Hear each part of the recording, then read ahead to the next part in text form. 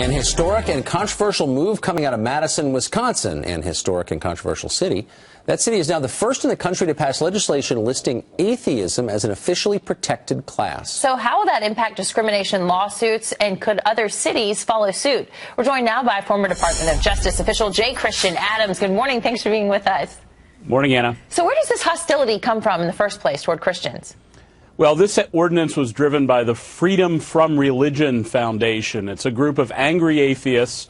They have a very large and powerful group of supporters, and they hector governments to pass anti-Christian, anti-religious ordinances. They team up with government. For example, they were behind the IRS, getting the IRS to target and monitor sermons and homilies by Christian pastors just within the last year. So this is a group that's filled with hostility toward people of faith. Right, so it's never just about tolerating their views, it's about attacking other people's views. Madison City Council member Anita Weir was one of the voices behind this, and here's her explanation. She said, "This is important because I believe it's only fair that if we protect religion in all its varieties, we should also protect non-religion from discrimination. It's only fair."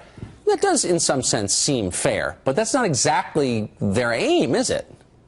No, it never works out that way. Not only does it bring lawsuits, but don't forget, this is a local ordinance, Tucker, and that means that a whole body of bureaucrats will spring up that will be tasked with hectoring people of faith, badgering, in Wisconsin, people of faith who might not want to hire somebody. You know, there's a lot of reasons why Christians or Jews might not want to hire an atheist.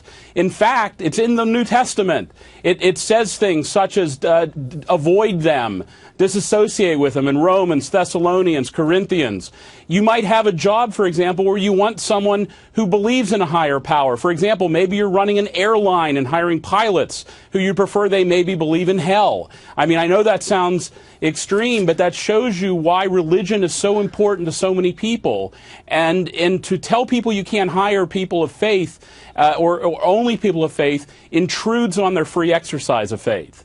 Well, the Freedom from Religion Foundation is trying to make this a trend across the country. They're encouraging other cities to pass similar legislation. They say this: "We encourage free thought activists, including the increasing number of local public officials who are atheists or agnostics, to work to introduce and replicate this protection at their city, county, or even state levels." You think that's going to happen?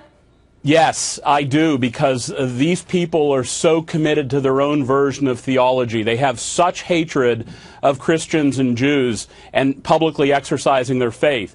This is a story as old as time. This weekend, guys, is a story of escaping and overcoming this kind of hatred.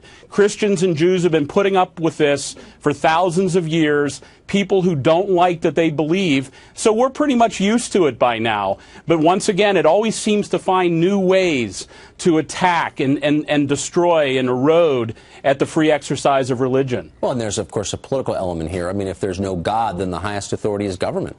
Yeah. Well, that's, of course, right, Tucker, and that's why this country was founded on exactly the opposite principle.